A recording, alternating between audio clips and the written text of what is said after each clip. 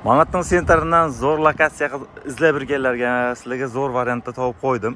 Bu yog'imizda Hajakbarning oldi bilan, ya'ni svetofordan qilib yo'lga chiqqanimizda sport shkolning oldi bilan yurib turib, 50 metrdan keyin chap qo'limizda saqlayotgan uglovoy 5,5 so'zli uyimiz bor. Video davomida batafsil ma'lumotlarni berib o'tib ketamiz. Siz bu otamizda podpiska bilan qo'ng'iroqchani bosib qo'yishni unutmanglar. Sport shkolning oldi bilan yurib kelganimizda 50-100 metr yurganimizda chap qo'limizda mana shu uyimiz xudo xosatova qo'yilyapti. Boramiz plashatkasidan kengani moshni uyam iki etaj tushiraman desangiz ham moshni qochib ketadigan, yo bo'lmasa shuni o'zini remontlab turib o'tiraman desangizlar ham moshni qochib ketadigan lokatsiya и zo'r uyimizda sizlarga obzor qilib ko'rsatamiz. Bu yoqimizda orqa tarafidan chiqib ketish eshiklari bor.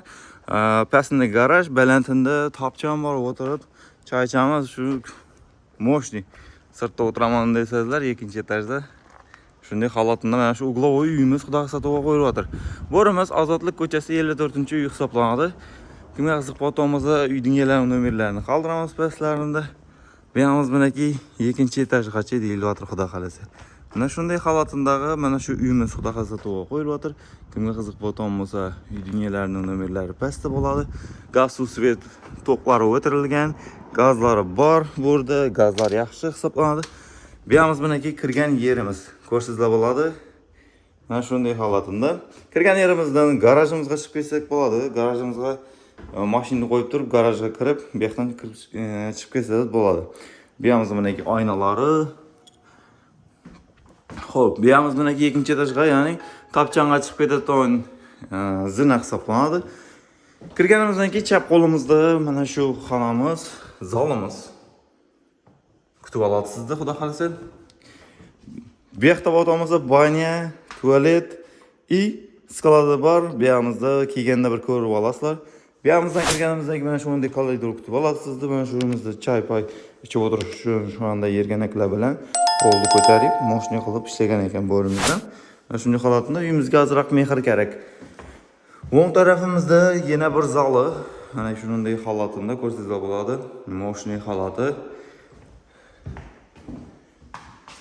Endi bu otamizda bu yoqimizda yana bir xonasi. Hozir bo'rimizda svet yo'q, shuning uchun ko'rsata olmaymiz. Bu yoqimizda mana bir xonasi. Shunday xona holatda. Bu yoqimizda otamizda yana bir xonasi ko'rsatsa bo'ladi. Endi bu otamizda kuxnyasi va orqa tarafini bir qator ko'rsatamiz sizlarga. Bu yoqimiz menaki orqa tarafi ko'rsatsa bo'ladi. Orqa tarafidan kengani vodoprovod yer krallari bor, suvlardan muammosi yo'q, gaz, suv, svet hamma narsasi bor.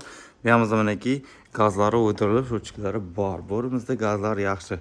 Orqa tarafini bir qator ko'rsatsa bo'ladi. Endi bu yoqimizda o'tamizda kuxnyasi va albatta kotyoldan shu yerda joylashgan.